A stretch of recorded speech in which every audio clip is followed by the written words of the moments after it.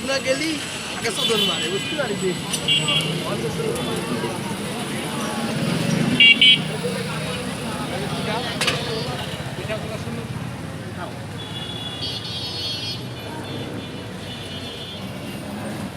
মামা খাচ্ছে। হ্যালো বন্ধুরা, এখানে অনেক সুন্দর সুন্দর পিঠা তৈরি করা হচ্ছে। এখানে আমার ছেলে আর মামা বসে বসে খাচ্ছে। একটা কুষ্টিয়া আরদিন হসপিটালের সামনে, আপনারাও চলে আসবেন। হ্যাঁ।